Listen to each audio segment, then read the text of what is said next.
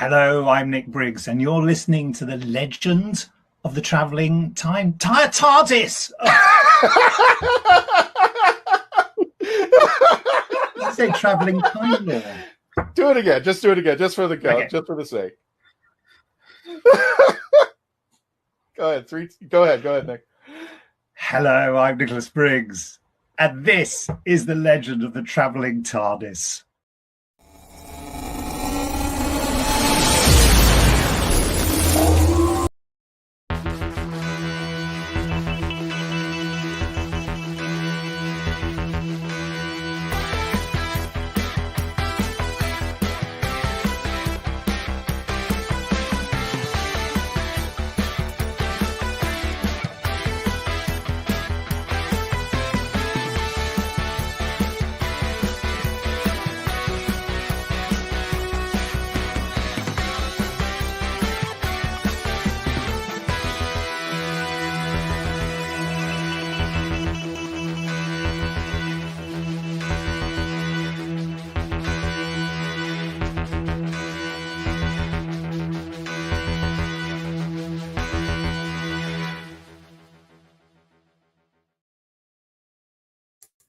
Hello, fellow WHOvians. Welcome, one and all. Welcome to the Legend of the Traveling TARDIS. Again, we have a special guest in here, bringing on, as you can see on the screen, we have Barnaby Eaton-Jones.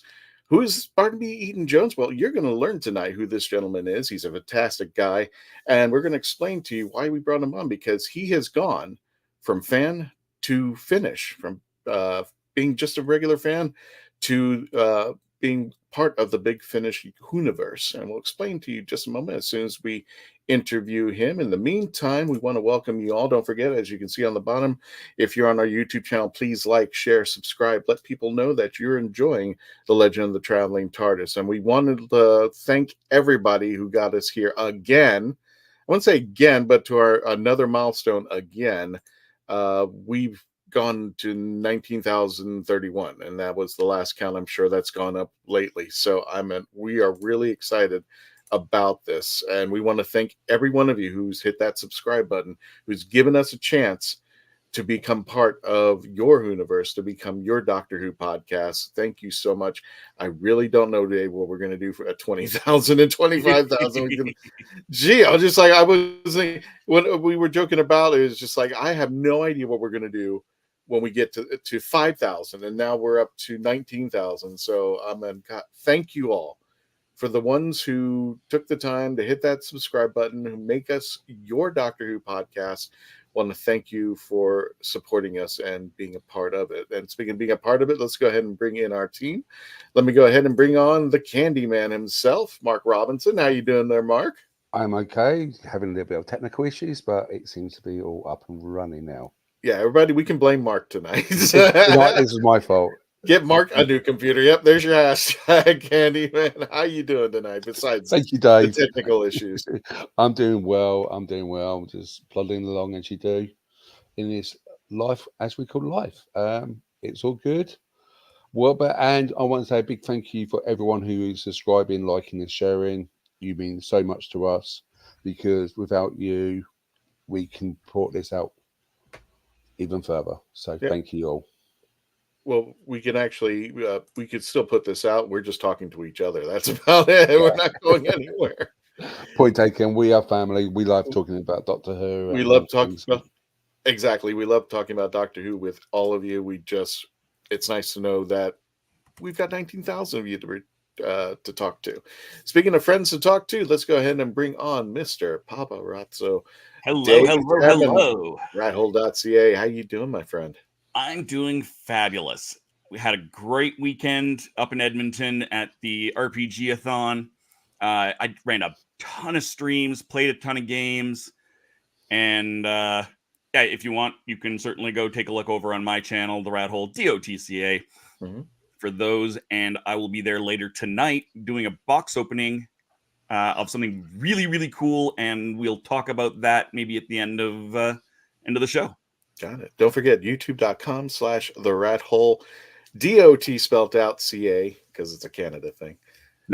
Well, the dot is YouTube just doesn't like having periods in the middle of their URLs. I was referring to the CA part, but hey, CA is Canada, not California. And definitely not a period, it's a full stop. What's that? It's not a period, it's a full stop. It's not a period, it's a full stop. Also, check it out, because you can go through classic Rat Hole shows and check out some of the Doctor Who stuff that he's put out there. So if you're interested in Doctor Who gaming, TheRatHole.ca is the best. Yeah, look at that. Look at this monster shelf out there. It's beautiful. There's more behind all of this stuff too. And more up here. Yeah, he goes through all of it. Oh, you got the Yahtzee game too. I got the Yahtzee 50th anniversary. Yeah, that's the 60th anniversary one up there. Sweet. And speaking of Doctor Who, folks, let me go ahead and bring on tonight's guest. Without further ado, ladies and gentlemen, this is the lovely Barnaby Eaton-Jones. How you doing there, Barnaby? Hello. I'm going to give away the secret of Rat Hole's unboxing video. It is actually my head in the box that you will be opening later. But especially if this goes very badly. No, I'm good. Thank you very much. How are you guys? We're going to put your head in a box like Simon Fisher Beck. I was about to make the same joke. Okay. Nice. We're doing okay, Barnaby. How's it going over there? It's good. I'm of some interest, possibly. I've just spent the day recording with Rula Lenska, who was in Resurrection of the Daleks, Peter Davison's story. So we weren't doing a Doctor Who recording, but it's always nice to get Doctor Who actors into the recording studio and do stuff with them. Gotcha. Well, want to introduce and thank you all for joining us again. Thank you for subscribing. You haven't subscribed, go ahead and hit the button below. Also, we're taking super chats and super thanks to help out Mark get his new computer and get his audio squared away. Now it's not for me to blame anymore, so we'll take good care of that. And we're going to be talking more about our special guests here. But first of all, like everybody else, how did you get into Doctor Who, Barnaby? What was your gateway drug there before we go into your audio adventures? How did you get into Doctor Who? What was your first? It's a good question. Weirdly, my dad got me into Doctor Who because I think I was quite young. He was it was the Tom Baker regeneration story, so it was Logopolis, and because it was such a big moment, he said you should come and watch this because it's quite a sort of, this chap's been this hero for 7 years, and you should. So I watched that, and I remember that, but then I started with Peter Davison. So I had no idea who Tom Baker was, obviously, when he was regenerating, which is watch shock horror. And so so then I just, because of that, I carried on watching, and got addicted to the damn thing. So no, it's so Peter Davison technically is, and Colin Baker was, I was of the age, was sort of teenage when Colin Baker was the Doctor, so he was, that's the stories I remember the most. So so I blame my dad. It was his fault, basically. I wish my dad would get it. He thought it was just weird. He thought the whole show was weird. Go ahead. I'm sorry. No, I didn't know it was a form of parental abuse to get your son into Doctor Who. But he was very big on introducing most of my formative things that that influenced you as a child was because of my dad sort of introducing me to them, which is great, because obviously it informs your character, and you always look up to your dad. Most people do, and so so it was his fault. I still blame him. So that's okay. My parents thought, I don't know if you even know anything about PBS or public broadcasting stations down here, and my parents had it in Miami, and they thought it was a safe bet, because when it started out, it would start out with Mr. Rogers, Big Sesame Street, Electric Company, 321 Contact. As it moved across, then there was Doctor Who in the middle of the day, but they left the TV on. So then I got my fair share of Dave Allen at Large, Monty Python, the Two Ronnies, Doctor and so it's like, I think this is education I should not be getting at this age yet, but here I am. We once did a sketch of the Two Romanas, where they were doing the news item from the Two Ronnies, I thought that was quite a nice little neat sketch. I used to do comedy Doctor Who stuff at conventions, so that was that's my connection to the Two Ronnies there via Doctor Who. Gotcha. Hey guys, if you have any questions in the chat for Barnaby, please ask him right away. Barnaby is going to be answering all your chats live here. If you have any questions about Big Finish, how he got started, his geekdom, his WHOvian, whatever, we're going to be talking. Have you ever cosplayed? I'm just out of curiosity. Well, I did a sort of 10-year span of providing the entertainment at conventions, doing the comedy, sort of the evening comedy shows, the sketch shows and plays that we wrote specifically for conventions. So technically I was cosplaying on stage as various doctors and companions as we were doing stuff. And I did have quite an amazing photo shoot with both Romanas, the actresses who played Romana. I was persuaded to go up straight off the stage, stood in my Tom Baker costume, my Fourth Doctor costume, and I came in and they looked slightly dubious, and I said, no, just I am an actor. It's fine. Don't worry. But then they instructed me how to pose. They just said, well, you're not doing the Tom Baker pose properly, because you need to be able to mask us completely with your hands so that we can't be seen on screen. Oh, jeez. And then nice. You need to take all the limelight and stuff. So it was quite a fun little photo shoot, but it was quite nice to be whisked off after doing some comedy nonsense and have a photo with both Romana actresses, which and they were both very lovely. So and so it was very nice.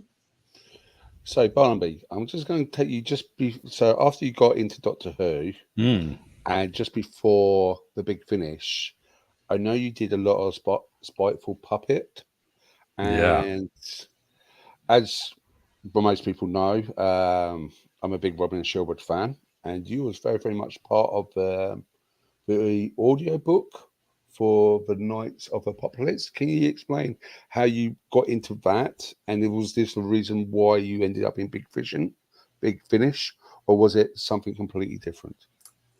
I would like to ended up in Big Fishing. That would have been great. But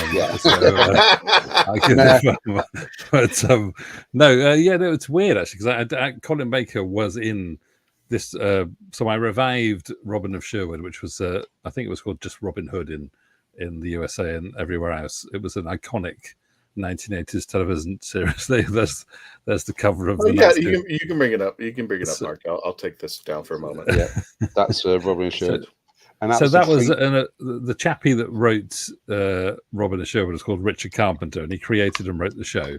And it ended after 3 series because it was such an expensive show to do, and one of the backers pulled out. But so Richard Carpenter wrote this feature-length end script and kept trying to pitch it to television companies, with all the cast still wanting to be involved, and that went on for years and years and years. And I was very fortunate to have that script and be able to do it as an audio to kick off some original, new Robin and Sherwood audios and bring the original cast back. And so so we did that, and Colin Baker was in that. Actually, we just thought, if it was a 1980s series, who would they have cast as a guest star? So we had Colin Baker and we had Anthony Head, who you will know as Giles from Buffy the Vampire Slayer.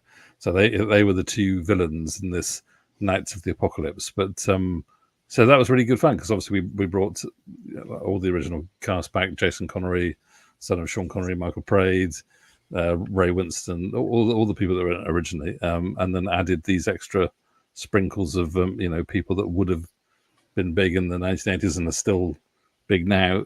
And so that was the start of my producing audios and directing and writing, all that sort of stuff. So that was quite good. That was quite good fun. It was all done and recorded in sections with groups of actors, because nobody was available at the same time. So I ended up, because I was reading opposite everybody, I ended up, I think, playing the entire all the roles at some point during the recording session. So somewhere there can be a supercut of me just being every tiny role.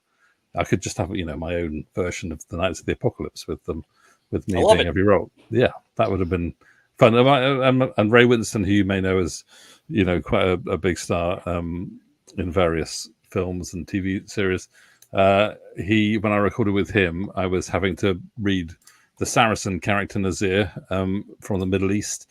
And as I did my first line, Ray just turned to me and said, "Oh, I didn't realize a Saracen came from Italy. That's very lovely." And so I thought, yeah, thanks, Ray. That's how my first interaction with Ray Winston went. But so that led me on the path of doing audios. And I think Bobby hasn't seen this photograph in years. No, that's look at that. That shirt is full of guitar plectrums. So I wasn't in costume as much as Mark, obviously. There. Were you going to take out Robin with a microphone? Well, they were wielding a sword and a bow, and I thought, I've got nothing but a microphone as I'm introducing, so I'll use that. And that's Misha in the middle, who's absolutely in love with the chappie who played Robin of Sherwood originally, Michael Praed. And often would scream every time he came into the room. But that was one of my conventions where we so we did Robin of Sherwood convention. So I ran Robin of Sherwood. That was the Sheriff of Nottingham event weekend. It was, you're right, centered on one episode.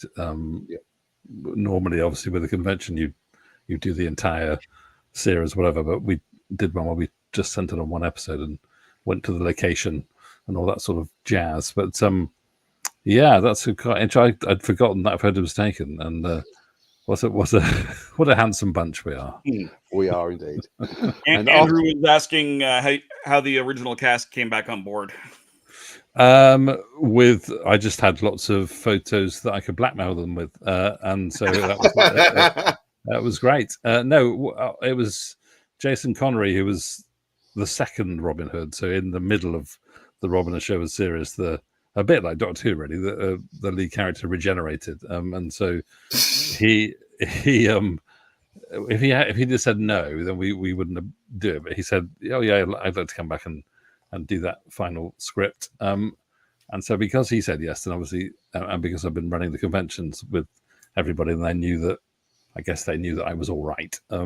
They all said yes to come back as well, which was great. And so it was weirdly easy, because obviously it was a script from the original writer and creator, and that's always helpful.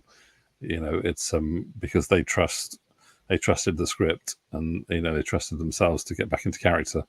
And and stupidly they trusted me as well, which was a terrible mistake on their part. But so it was quite easy. It wasn't difficult. What was the biggest challenge about putting this together? Well, it nearly fell apart about 2 weeks, maybe I was 2 weeks, 3 weeks before we went into the studio, where the original company that was doing it just decided to part ways. There was a bit of a mix-up between them and the actor, so they sort of just left, and so it was me on my own, because I wasn't part of a company then that could do it. I paired with Spiteful Puppet, who Mark mentioned as another audio company, and so we then had to sort of resurrect it and sort of recast a couple of roles that had been cast by the other company. So it was a massive sort of big deal, just literally a couple of weeks before we were going into the studio. So that was quite a challenge, because it wasn't expected. So but fortunately it all came together. And getting Ray Winston back was a challenge, because he is incredibly famous now and was always off shooting movies. So I think the cast sort of strong-armed him into coming back, and we didn't really know whether he was going to turn up until the day, and he never signed a contract. He just he came over to me when he arrived, and I just said, everybody signed a contract. It's only it's a paragraph, it's not. And he put his hand out to shake my hand, and he said, "There's your contract, mate." So I shook his hand. So that's I didn't sign his hand, that would have been terrible, but yeah, so that was the contract between me and Ray Winston, just a firm handshake and a Cockney growl. And so after you did the audio play of Robin and Sherwood, you also released the Bars and Red thing, the Series 4 collection with some things. How did you find, did you have much writing input in the audio of Robin and Sherwood and then writing it as a book? Was there a big difference between those two?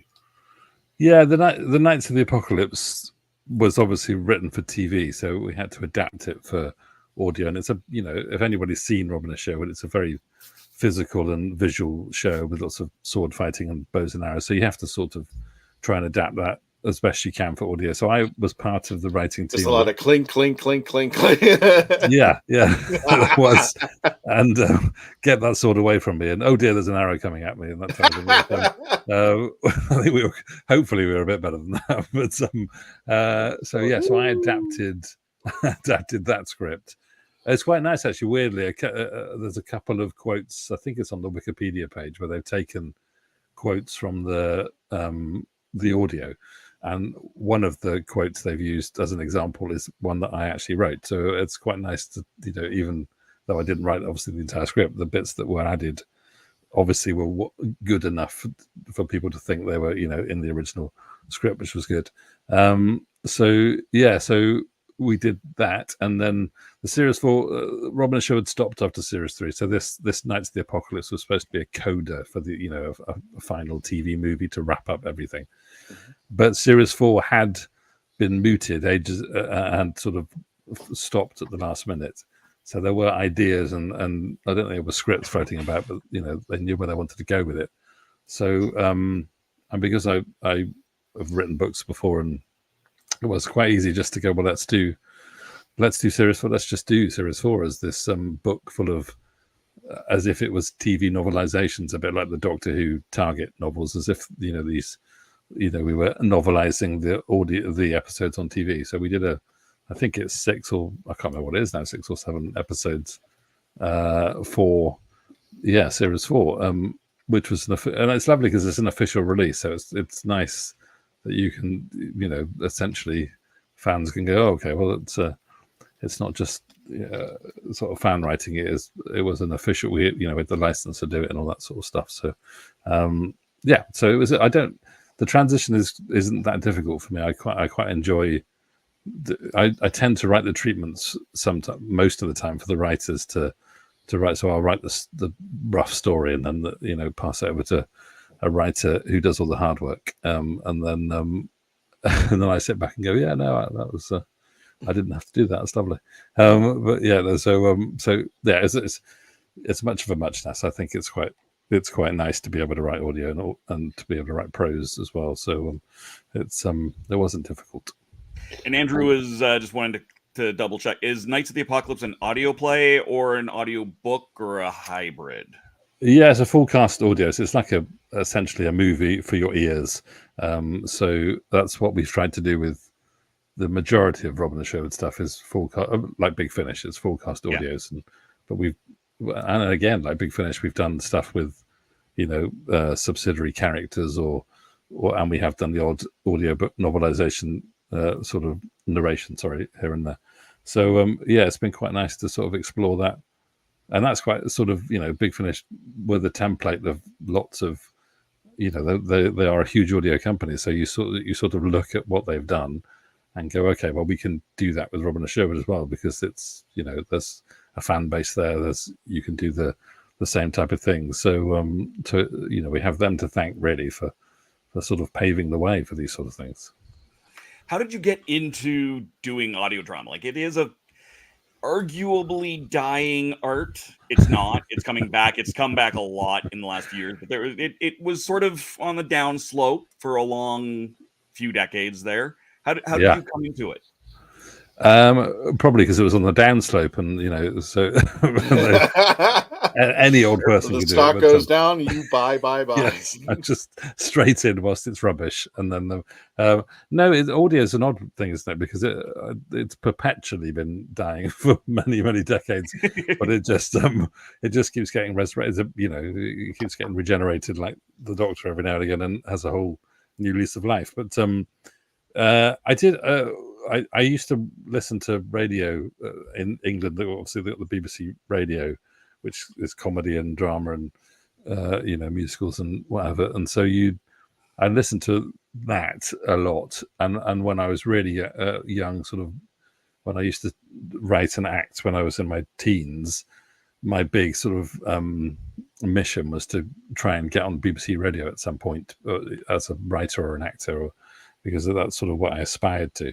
And it took a long time, because I'm very old now, and so and so I got into I did stage stuff where we staged audio readings and all that sort of stuff, and then toured with a play that a local BBC radio station wanted to premiere, and so that was the first thing I did about 1996, I think, and then I've been sporadic, because I'm one of those people who just sort of jumps to different projects and mediums, because I quite enjoy the challenge of doing different things rather than concentrating on one, so that nobody finds out that I'm actually rubbish at them all. And so I can just nip away and do something else.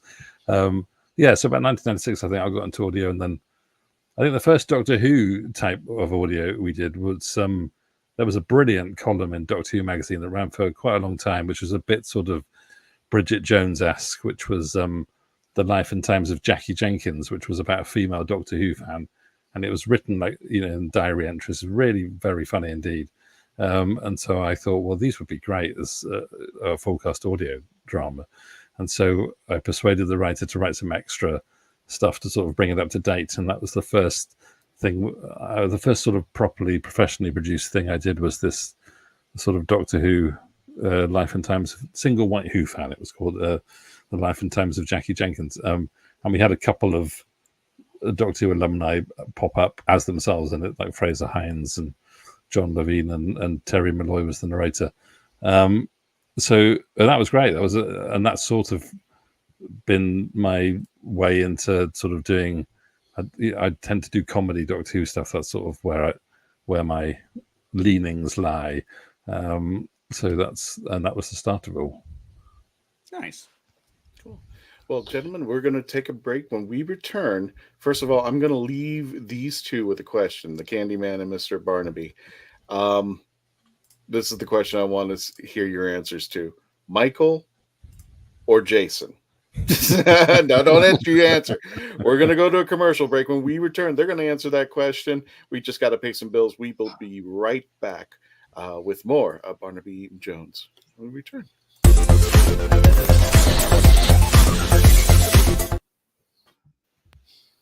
I'm author Mark Muncy. And I'm author Erica Lance. And this is Eerie Travels.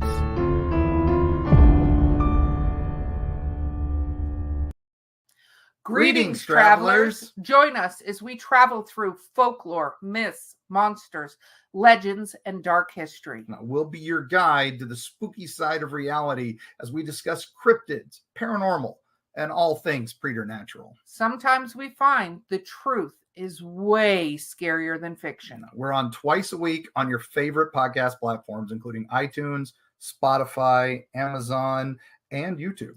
We have amazing guests from all of the areas of the strange and unusual, including witnesses, investigators, and more. Yeah, with Erica's curiosity and ridiculous array of pop culture and true crime knowledge. And Mark's decades of experience diving into folklore and the legends with the truth that's behind them. Yeah, so join us, travelers, as we take you to the edge of reality, and we'll see you on the other side.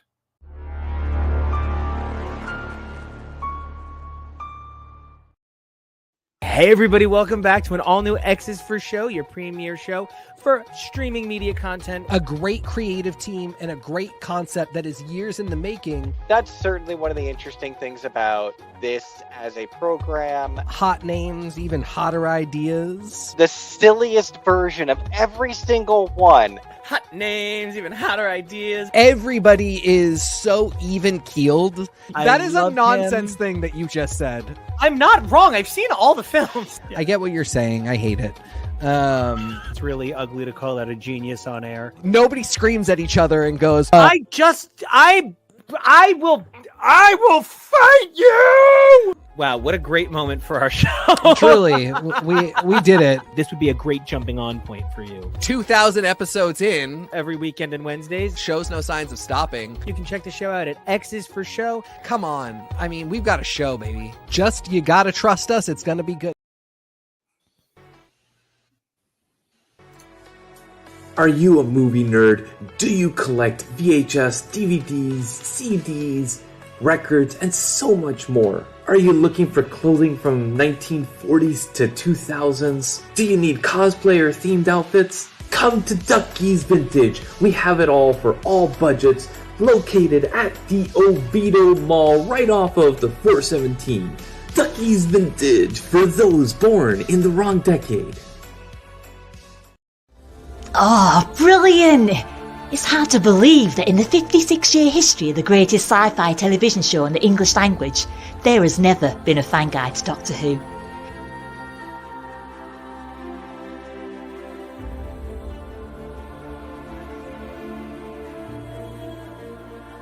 The official books might give you what they think you need to know, but only a guide written by a true fan will give you what you really want to know. Join WHOvian, the brilliant Mackenzie Flaw, as she takes you on an intensive journey inside the world of the first female Doctor. In the Binge Watcher's Guide to Doctor Who, Season 11. Right, let's get a shift on. Hi everybody, welcome to the show, The Legend of the Traveling TARDIS, and we're all here together. Ladies and gentlemen, welcome back to the Legend of the Traveling TARDIS. My name is Christian Basil. We are here with Paparazzo Dave Chapman from TheRatHole.ca. We're here with Candyman Mark Robinson, and we have special guests, as you can see on the thumbnail. This thumbnail was actually made by Faith, so very impressed. Barnaby Eaton-Jones, and welcome back, team. Welcome back. And again, Barnaby is going to be taking your questions live while we're on the show out here. But if you have questions after the show, you can always put them in the chat, and I'll send them to Barnaby, and he can always respond to that. So I put these guys up to the test, and it's either Jason or Michael. So I'm going to hit the Candyman first. We'll save the... Right, I'm going to put a curveball in this question. I'm going to say Judy Trott, because she was the glue of both Robins, of the Merry Men. So neither will be as good as Judy Trott. Okay. And Barnaby? I'd like to point out that Judy Trott played Maid Marian, in case people don't know. They're thinking, Judy Trott? I don't remember the character from Robin Hood. While you just, in your advert break, you had Jason Connery just pop on to say, which is great, because obviously he was in Vengeance on Varos. And so I don't really, weirdly, I don't really have a favourite, but Jason probably edges it simply because if he hadn't said yes to doing the audios, then we wouldn't have done 8 years of these new adventures and stuff. So I thank him massively for that. But then Michael Praed is the best swearer in the business. If you want to hear somebody swear incredibly eloquently, and he's just brilliant at it. So some people can get away with that sort of stuff. Unacceptable. Well, now we have to put your head in a box. Exactly. There we go. Yeah, there we go. Oh, look at that. Get it, paint it blue. Paint it blue. No, look, yeah. So I don't know if you guys had Pee Wee Herman over on that side, but there was a head in a box. I did. Well, I know Pee Wee. I didn't know him, but we didn't really have him. But yeah, he wasn't a big character in the UK. We did have some of his movies come over, but he wasn't like a major children's TV presenter over in the UK. I couldn't not put Simon's head in there, and so I'm like, oh well, I have this other picture, so we're gonna joke about putting a head in a box. Rude. Well, coincidentally, I did mention at the top of the show that I was recording with Rula Lenska, who's an actress from Doctor Who and Robin Assured and very many other things, and we were recording an audio about Peter Sellers because she has a blue head of Peter Sellers that was used by the makeup department to put all his wigs and moustaches on in a film that she did with him 50 years ago this year. So it's Peter Sellers' blue head in a box. That's what we were actually doing earlier on. So how weirdly coincidental. So moving on from Robin and Sherwood to Doctor Who. Yeah. How are you finding Big Finish audio? I tend to turn around and then pick a CD off the shelf. That's how I find it. Which is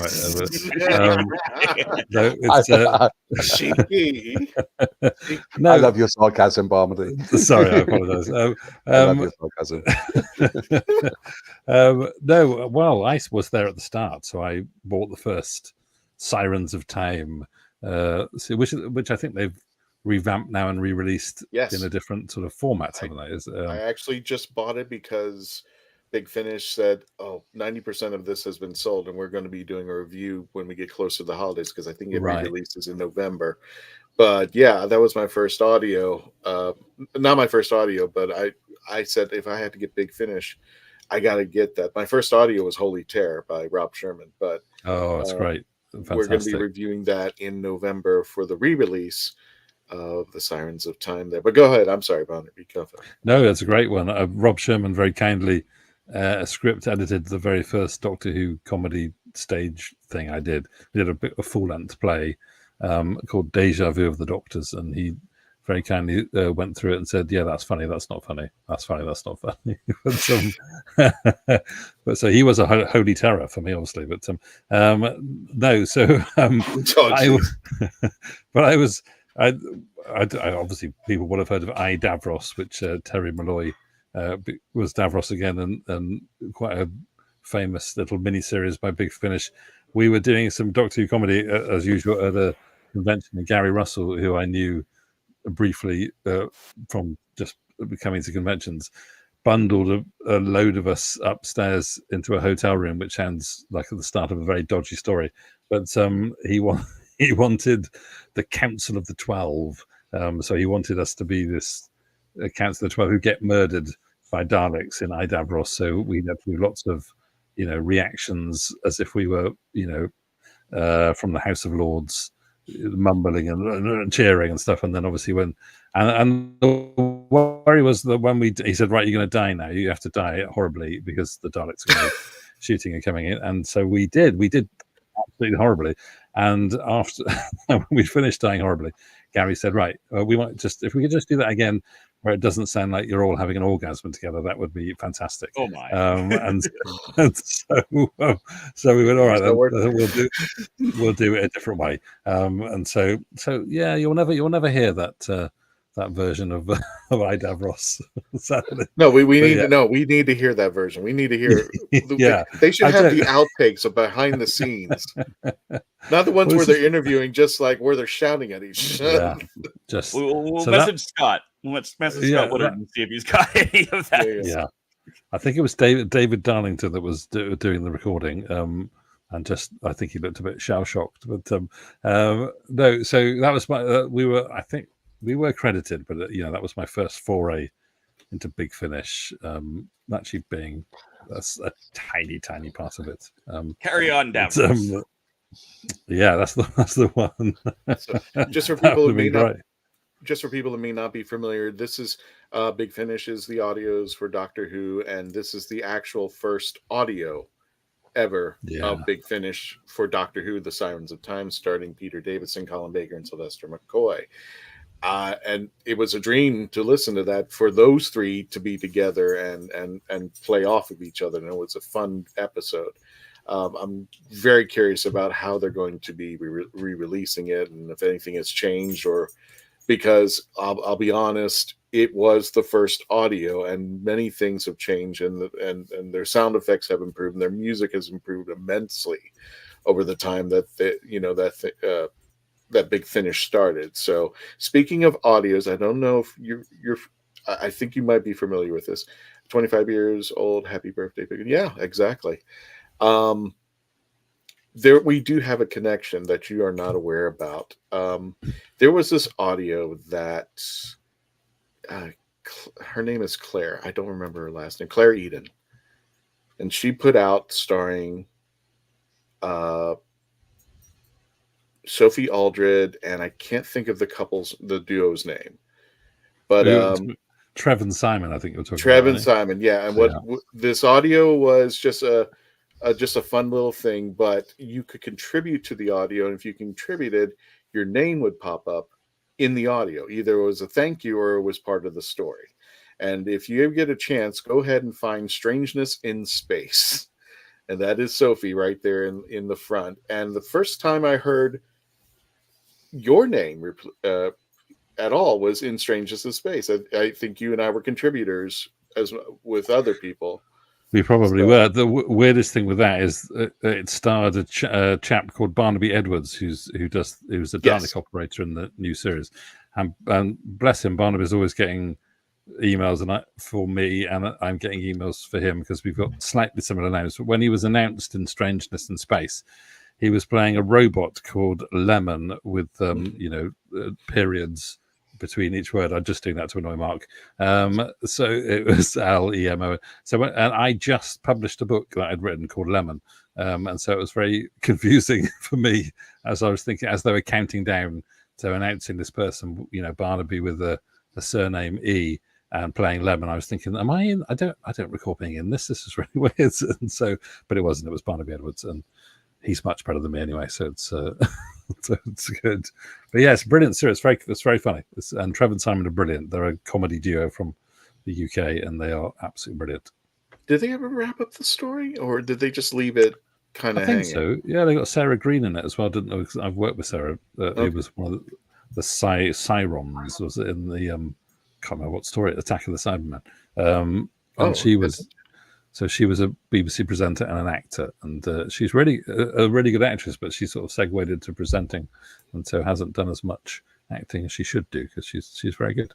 But anyway, that was a weird connection. So okay, so for now, the $50,000 question that everybody wants the answer to. Tell us how you got into Big Finish. And you can check out Barnaby is in the episode called Purity Unbound. Stars Colin Baker as the Sixth Doctor and Bonnie Langford. Tell us how this all came to be. This has got to be the story I definitely want to hear. Well, it's quite odd, actually. There's 3 stories in each of these box sets, and it's the Girl in the Bubble I'm in, and but they're produced by Jacqueline Rayner, who used to be the editor for BBC Doctor Who books, and years and years ago, I pitched to do some Missing Adventures. I think everybody pitched, to try and get a BBC book off, to be able to write one. I got through to quite far through, but she very kindly emailed me because she just found out, or seemed to must have read on my whatever I sent in, that we both had the same chronic illness, which is ME. So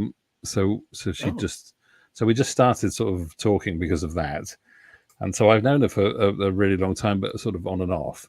And when she came to produce these 6 Doctor box sets, she really just very kindly, because I think Colin had suggested that I should be in one ages ago because I'd worked with him, and he thought, I was vaguely okay, so I should be in one at some point. So she wrote a character for me in The Girl in the Bubble, and said, "There's this. I've written a character for you, and then there's another one you can play as well if you want to." And so it was really out of the blue, because I'd never really pestered Big Finish. I desperately wanted to either write or be in a Big Finish production, but I'd never really sort of poked and said, "Oh, let me come and do one, please."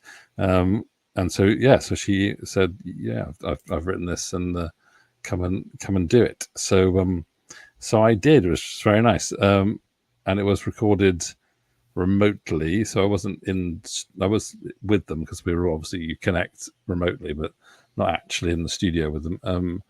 And so and at the very end of the recording, the entire recording, they stop and they do those little interviews that you sometimes hear at the end of the CDs or the downloads. And the chappie that was, I think, executive producing came to me first and just said, "How did you enjoy being in your first Big Finish?" And I said, "It was absolutely awful. I hated every minute of it, and I don't want to do another one." Thinking that he would laugh, and he didn't laugh, and he just profusely apologized. And I said, "I am joking. It was actually very good." So he didn't. After that, the interview sort of fell to pieces a little bit. So I've learned not to, don't be deadpan when you're making a joke. Try and do jazz hands or something, so that at least they know you're joking. Don't get him in trouble.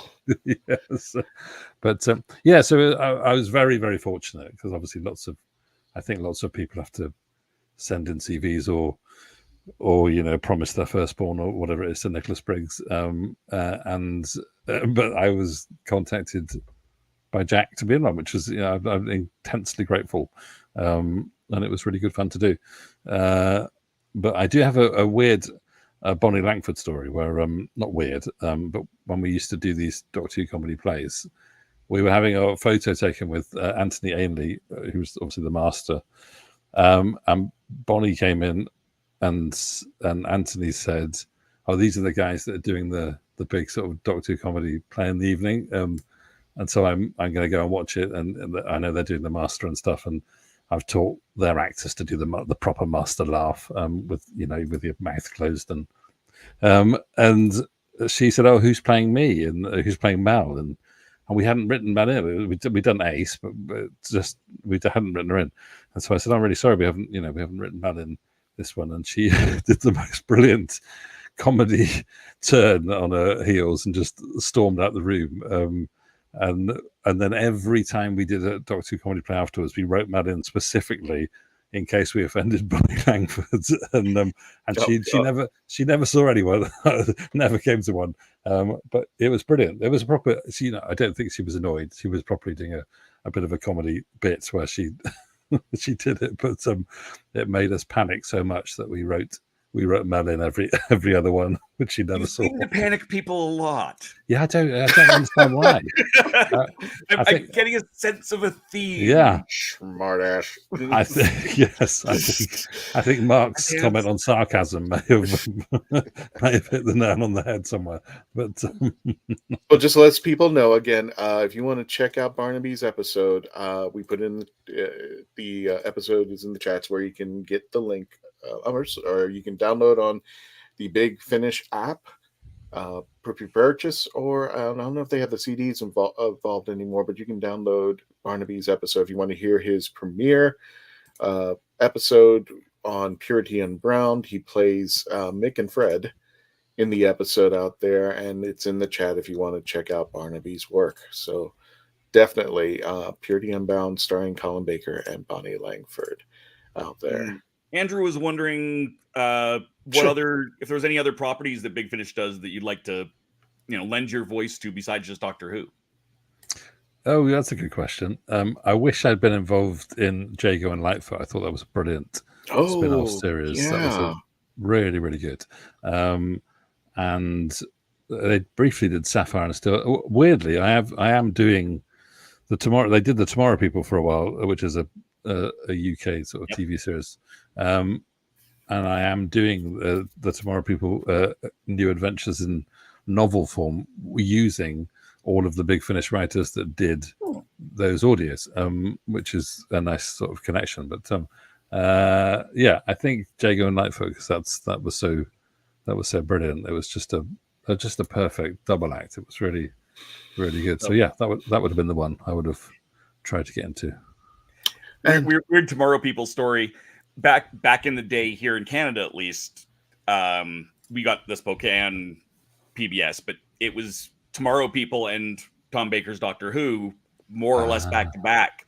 Yeah. And for years, those two shows were just completely intertwined in my head. Yes. I was never sure what was that and what was, which was which in my brain for so many years. They had the same budget, I expect.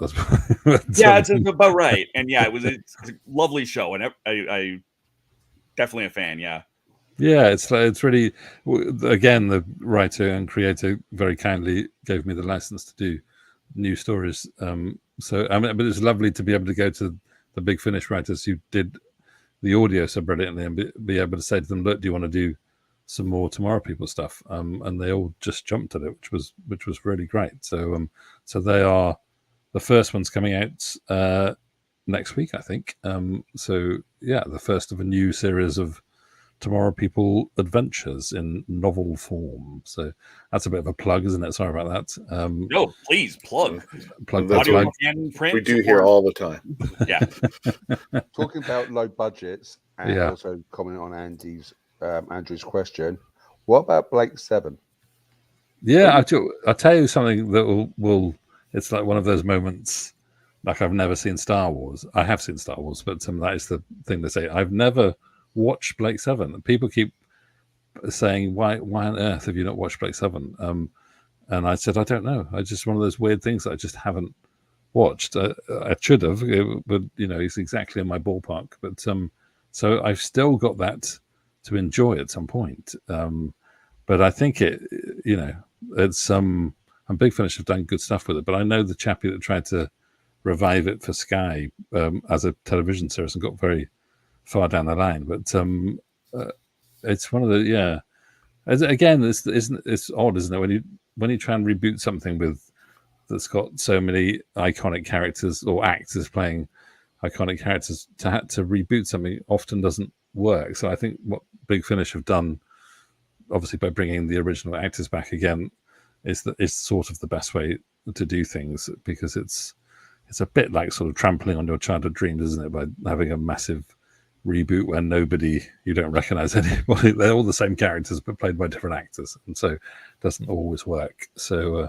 I think so I will watch Blake 7 at some point, just simply because I want to see them all die at the end, basically. Spoilers. Spoilers. Yeah. Spoilers alert. Or maybe they don't. I don't know. Well, they don't. Well, it's I know this enough is about Big Finish. Yes, I know enough about Blake 7 to hold a conversation with people as if I'd watched the whole show, but I haven't actually watched it. So I will do that at some point. I feel otherwise my geek credentials are going to be taken away from me. Definitely. I failed to watch it. Yeah, and they should be. Got more chats for Dave? Andrew wants more plugs. Where do we find all of these fun things, other than obviously the Big Finish stuff is on Big Finish, but where else can we find your stuff? Well, Audible's got quite a lot of my nonsense on it. We did actually do a sequel to The Greatest Show in the Galaxy, the Doctor Who episode. Oh, that's right, yeah. So as a musical, so there's songs in it written by Christopher Guard, who played Balboy in The Greatest Show in the Galaxy, and we brought back literally everybody from The Greatest Show in the Galaxy, even Jan San Marco, who was WizKid, who sort of retired after Greatest Show in the Galaxy. So 30 years passed away. He wasn't an actor. We brought him back to do this little cameo, and Rico Ross from America, people like that. So everybody that was in The Greatest Show in the Galaxy, we got back to do it. So it's a lovely audio. It's a proper musical with songs in it, and there are a reason for the songs as well. It's not just, it's not Singing in the Rain where suddenly people start singing for no reason whatsoever. There's a reason that people are singing, and so I think we're going to do a sequel to that later this year. But yeah, so that's I think you can go to a UK Direct, which is the company that I work for. So a UK Direct have all the stuff, but then it's also a lot of it's on Audible as well. So yeah, so it's all that business. Plug. I won't plug my hair plugs because I haven't had those kind of plugs. Yeah, no, absolutely not. Yeah, so yeah, all the usual streaming platforms and la di la la. So yeah, but that's the nice thing about doing a sort of sideways thing for Doctor Who. So we're not doing official Doctor Who, but obviously we licensed The Greatest Show in the Galaxy from Stephen Wyatt, who wrote it, and so we can play in that universe as long as we don't use the Doctor and Ace. Although Sylvester McCoy and Sophie Aldred are in it as different characters, so it's been quite nice to. It was lovely to reunite literally everybody. So it was one of those. I have one of the older CDs where it's not Ace, it's Dorothy and the Professor. That's right, yeah. And Sophie Aldred is a little more revealing on the covers of these audios if anybody's ever seen them. I've seen them, and that's how they sold them, wasn't it? Basically, grab a CD, so people assume that when you open them up, she was even more revealing. But exactly, yes. But no, that wasn't the case. Yeah, no, those were very slightly dodgy license wise, but I think were. But there you go. I didn't like the way the BBC killed the main characters off in Blake Seven's, leaving only. Is it Avon or Avon? We say Avon because it's Avon. We joke. I don't know if you know the Orville. There's an inside joke that one of the other race gods is named Avis, and they were making that joke that because Avis is an actual rental car company. and Avon is I don't know if it's still around as much, but they're what is it? Cosmetic company. Cosmetic company. Yeah, so I door to keep door. on saying Avon, but it was Avon, I think somebody said. It was pronounced, so it's just like, oh, okay, that's something I've got to remember. No, it's definitely Avon. Avon is he's very much alive. He is very much alive as far as. So, Christian, yes, you haven't asked Barnaby the ultimate question. Uh-oh. I'll let you. What is the ultimate question? The ultimate question about every guest star or anyone who comes in onto the show must be asked. Christian has taken too much of a break. Barnaby. Yes. Who's your doctor? What is your favorite? Who is your doctor? That's quite personal information. I'm not sure I can give that out. No, it's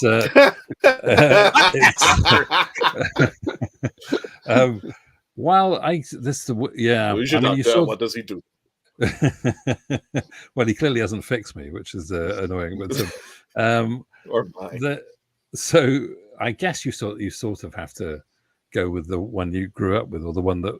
I mean, my favorite ever Doctor Who story is The Five Doctors, which is so because I started watching when Peter Davison was in it, but because my formative years, where you're watching it as a dedicated fan and a sort of teenager, was Colin Baker. So I have to say Colin Baker, really, the Sixth Doctor, because it was that was the one that was dead center when I was a massive fan. So, but it's lovely because my two daughters are into Doctor Who now, completely independently, and Mark very kindly gave one of my daughters some unit badges and stuff. I've got a couple more for Oh, she was very excited about that.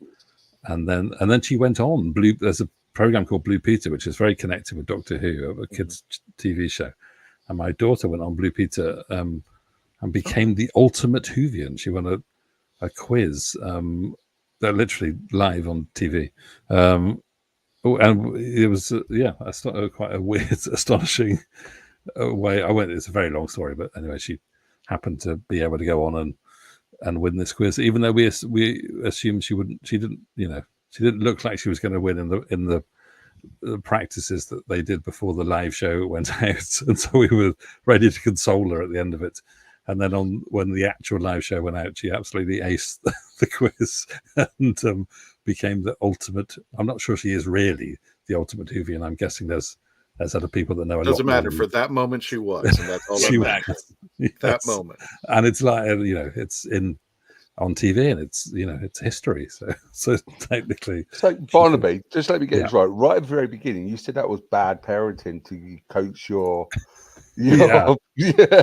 having a father coaching their son into Doctor Who. I think you're a bad parent. I think I've got it worse, haven't I? Because she actually went on television and professed a love for Doctor Who rather than just watching it. They got that's BBC iPlayer though. That's the lovely thing about BBC iPlayer is they got into it independently. I didn't sort of say you must watch this, you must watch that. She just was on BBC iPlayer and wanted to watch it and started watching it, and they both had their favorite Doctor that they watched. And I mean that's just great. The fact that the entire series is on BBC iPlayer and you can access it whenever you want. That's just an incredible thing. So and that's how you get new fans. That's how my daughters became fans. And so it's a really lovely thing for the BBC to do. I got a question. Here's the thing, Dave, because I didn't ask that question because somebody in the chats asked that question. It's true. If you like, you want me to pull them up? You want me to pull Well, I'll change it if you want. No. There goes. James says he asks, question, who is your favorite Doctor of all the Doctors that has played? And would you play that Doctor card game? Play that Doctor card game with the rest of the team here? I believe they're talking about Worlds Apart, which we have not done in forever. Right. I'm gonna piggyback on that. Yeah. We already established who's your favorite Doctor. Who's your favorite audio Doctor? Is it the same person or is that change? I massively enjoyed John Hurt's War Doctor when he appeared on screen, and so the fact that Big Finish were able to use him briefly before John Hurt sadly passed away, but I really loved the War Doctor. I thought he was amazing, and we published a Stephen Moffat approved collection of War Doctor stories a while back, which was really lovely because obviously he's such an untapped source, and so I think John Hurt's brilliant. He's brilliant anyway. So I really enjoyed the brief stories they were able to do with him at Big Finish. That was a brilliant thing. So it would be him. Okay. I know. Okay, there's Roger. He says, "Is Barnaby excited for the Jodie and Mandip doing a Big Finish audio, even though he's not going to make her produce the episode?" Yeah, I would have. Yes, I would have liked to produce. But nobody asked. How rude. I think it's going to be amazing. I love the fact you can see that Jodie Whittaker just adored playing the Doctor. So it was a bit of wasn't a massive surprise when Big Finish announced that she was coming back to do a series. I just, and she obviously has a massively good chemistry and good fun with Mandip. And so, the Eccleston one's fantastic. It was brilliant. They got him back. And so I think these are going to be amazing. And I think it's that weird thing, isn't it, where people always say that the Sixth Doctor was given sort of redemption in the audio by getting better writing or rounding off his character, or allowed more time to sort of grow. And I think it will be the same with the 13th Doctor because of the standard of the writers that they have and the producers and directors. which is why they won't let me in, because they have a standard, which is very annoying. No, I think it'd be amazing. I'm really excited. You're above their standard. You're above their standard. That's the problem. They're just jealous. That's what it is. You mentioned Christopher, and I just want to let everybody know of an upcoming episode. We're going to be reviewing Star-Crossed. Wow! Eventually, and all we have to say is Reverse Song and the Ninth Doctor. There's not to be more, and that was the thing I was happy about with hearing Jodie was going to come back, because I really want to hear how she would interact with the other doctors, especially a multi-doctor story. With Tom, definitely with Nine. How Nine? Because she's everything's. Everything is wonderful, or whatever that song goes from the Lego movie. And here comes Nine, goes, shut up. Everything is awesome. So I would just love how her doctor would interact, especially if they had a multi. But that sort of that energy that she had as the 13th. What was it?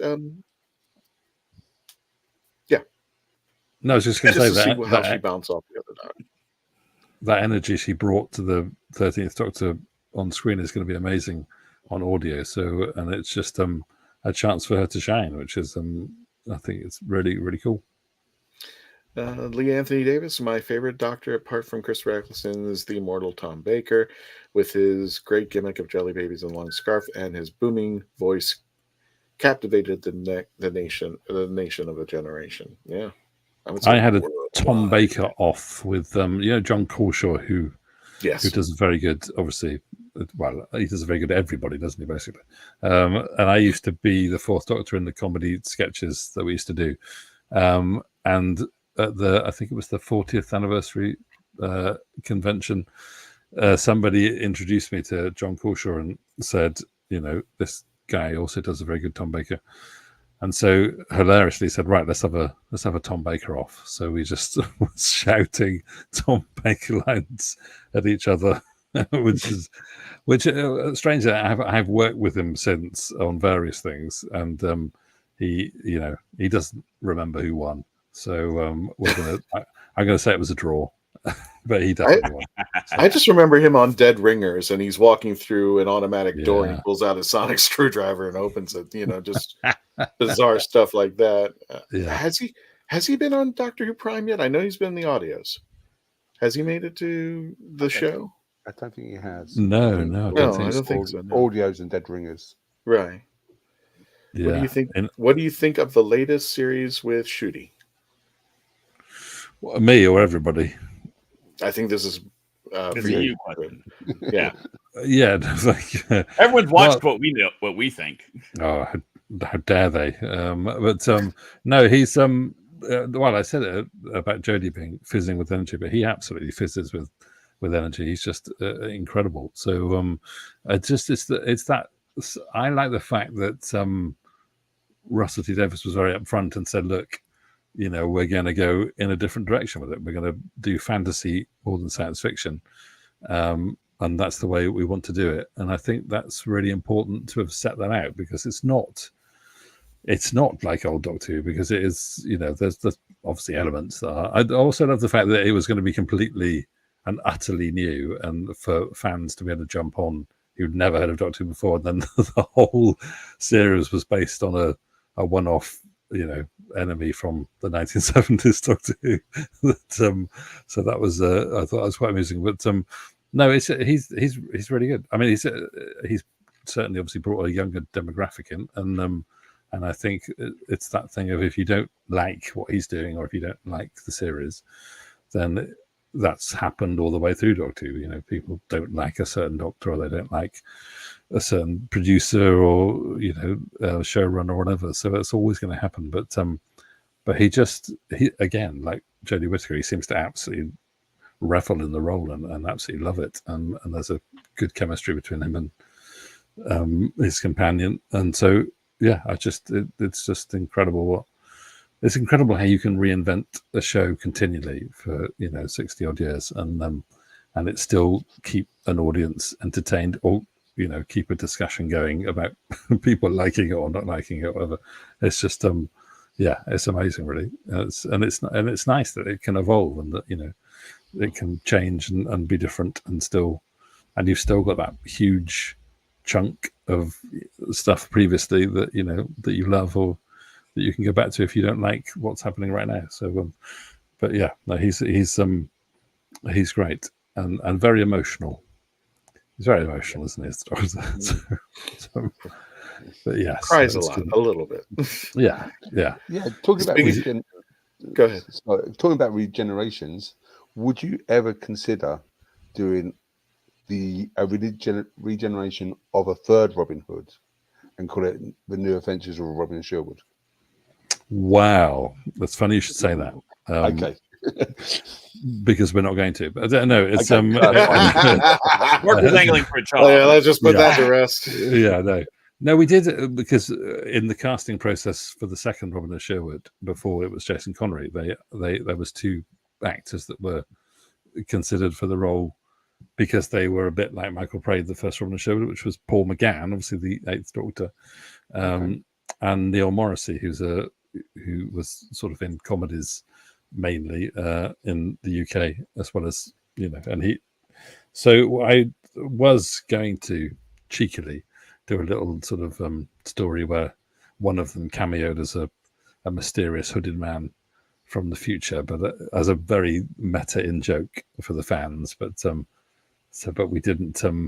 We couldn't. I couldn't afford Paul McGann and Neil Morrissey basically, so we didn't. But it would be fun to recast. It would be really good.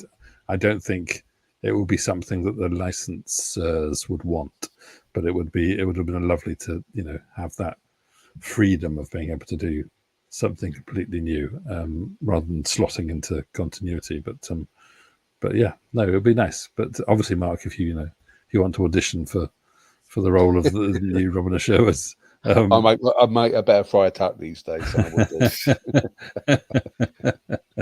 Never. Well, you've got the full beard, so you're Little John, really, aren't you? Well, more than Fry Attack, but we see Big Finish did the Unbound series, so who's not to say? That's They true. had a different amount of doctors from Dickdom. I mean, David Warner, what I've been begging for all my life to be a doctor, and now he has a whole series, but he started off in Unbound, so why not have in that particular case, which is completely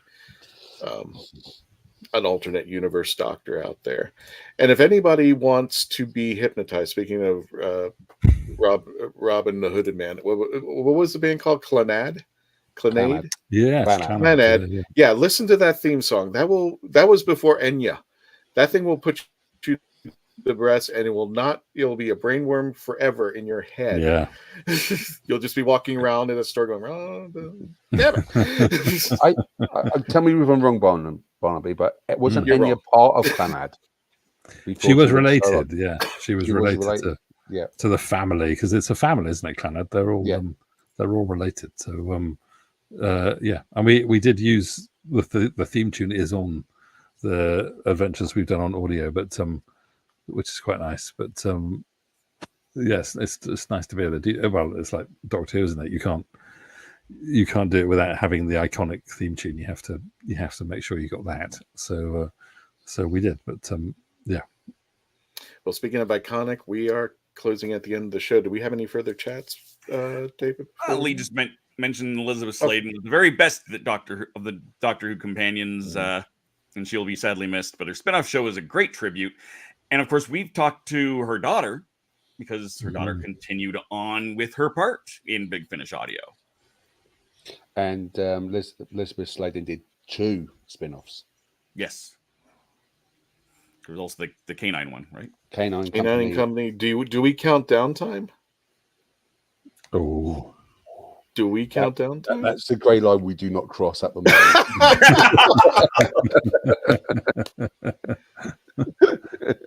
I mean, BBV has The Stranger, and whatever you want to mix. It's a grey line. It's good. It's a grey line. It's a grey line. Probe is the grey line. Come on, Liz Shore smoking a bowl. That that changed my mind forever. Oh my God, I do have Probe in my shelf. I've been like, oh my God, I can't believe this. The Arizona Solution, just all those whacked out spinoffs, and if you want Yeah. to call them spinoffs out there. Dave, go ahead and talk about what you're going to be doing later on tonight. So yeah, in about 90 minutes from now, I am going to be opening up Roundtable, which is a trading card game very similar to Magic or to Worlds Apart, but physical. And this is based on Arthurian legend. So it's going to be an interesting open. And I'll be doing that on my channel, TheRatHole.ca. You can see it at the bottom there under my name. Right, there we go. So yes, I'll be opening that up at 7 o'clock Mountain, 9 o'clock Eastern. I believe that's 2 a.m. British summertime. Probably. And I've got a couple of starter decks here, and a couple of booster packs here, and a couple of bonus cards here. So it's going to be a fun time. I'm looking forward to finally getting this open. I brought these back from Origins Game Fair in Columbus a few weeks back. And I never did get around to showing you all of the other things that he did, but there was definitely some fun stuff, and this is one of the things that I brought back that I'm excited to show off for you. So please pop over youtube.com/TheRatHole.ca in about 90 minutes time.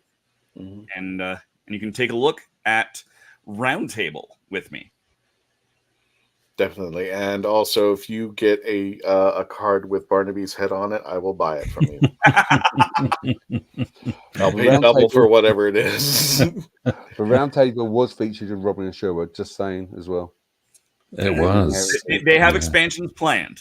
And don't forget, I put it in the chat so you can check out Barnaby's episode. Please give it a download, give it a listen. We're gonna review it, and I'm gonna bring you back. We're gonna review it right in front of you. That's what we're gonna be doing. You might not recognize who I am, and you might go, "Oh, who's that? I don't." We're doing the whole thing. We're doing the whole thing. We're just going to review it right with you. We did that with Sophie when we at Childhood's End. We reviewed it, and she was sitting right here while we reviewed it. So it was just like, so nobody gave it a bad score. We loved it out there. Thankfully, we loved it. Yeah, it was the best 13th Doctor story of the entire era. So yeah, really good, amazing. And don't forget, we're going to be over at Ancient City Con September 13th and the 15th. That's going to be taking place at the World Golf Village Renaissance Resort. Again, that's a couple months from now, so make sure you get your tickets and book. If you're coming from out of town, book your hotel because it's going to be taking place at the World Golf Village Renaissance Resort. AncientCity.com. And don't forget, not only are we going to be hosting panels over there, but DALEKHAL will be making his appearance at the convention out there. Yep. Big Boy Red himself. He's going to be out there in full gear, so you can get your pictures and just have some fun with Hal. Oh, I went the wrong way. There we go. So check us out over at hosting panels over at Doctor Who panels over there. We'll be getting more information as it gets closer, which panels we should be hosting, and we'll have a booth out there. So if you just want to say hello and take a picture with Hal in the Traveling TARDIS, by all means, come by our booth. We welcome you to AncientCity.com. And this will be our first time at that convention in St. Augustine. So we're totally excited about that. Barnaby, I'm going to give you the last word. Where can people find you? They want to check out. We got your audio on the link. And where else can people find you? Well, in my office, I normally am. So if you just is everybody coming to your office? Yeah. No. I can knock on the door; it'll be fine. You can find most of my stuff at AUK Direct, which is there's lots of audios and books that I'm involved with. So yeah, that's probably the best place to go. Got it. And speaking of which, again, we want to thank everybody from getting us into this. And we're just nonstop growing. Thank you so much for bringing us to 19,000. And hopefully, I have no idea on earth what we're going to do at 20,000. And we never even expected to get to this number. But a lot of you want us to talk Doctor Who, and it shows. So thank you so much for joining us. Again, for those of you who are joining us for the first time, help us out. Thank you for watching. Please make sure you like, share, subscribe. and help the algorithms of that. Also, we're putting out practically daily shorts. So if you want something to start your morning with, we got little shorts coming out. You can check them out throughout the page itself out there on the YouTube channel. On behalf of everybody here, thank you, Barnaby, for joining us. Paparazzo, Dave Chapman. Don't forget, again, check him out tonight, a little less than 90 minutes from now. The Candyman, Mark Robinson. Thank you all so much. And until the next adventure, Tony, take us out. Oh, don't forget to say goodbye on the way out.